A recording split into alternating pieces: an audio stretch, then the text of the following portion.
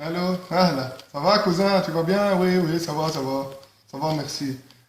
ماشي الدين الكترونيك ولا إيه؟ ليه عاد هكا تسمى تكفر عاد تحكي معك وسهر في تونس ومعناها تسأل فيه السؤال هذا بيان سور ماشي يا أخي تحكي لي في الحكاية هذه بالطبيعة باش نمشي أنا مفلت سهرية تعرفني ولا حاجة وأنتي ماشي ولا إيه؟ tu peux pas. Ah non, dommage. Oui, oui, قرايتك أبجل bien sûr, oui, oui, إن شاء الله ربي معاك. En tout cas, je t'appelle quoi, je t'appelle quand je serai là, je t'appelle, on نحكي لك شوية على الجو quoi. Ok cousin, bisous, merci, au revoir.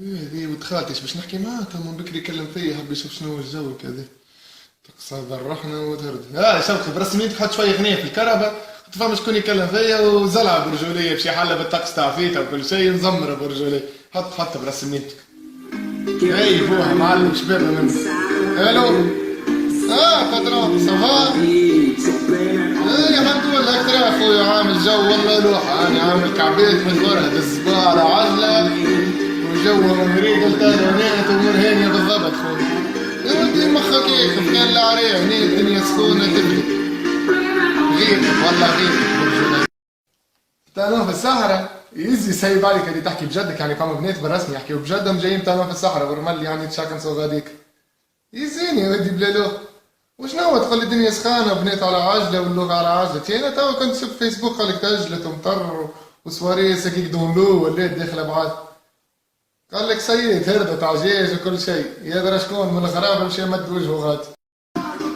فيسبوك يا ودي من فيسبوك يا ودي صلي على النبي ودي انا غادي يا ودي يكتب على الفيسبوك ما تعرف كوزاك اللي جاروك وشيء مش يجي ويسهر معاه كنت باش يكتب هكاك هنا تترد تصاور من بعدني يا ولدي سواري مليار وي يا ولدي مش نورمال جو قطعات وسلوك خلياتك يا ولدي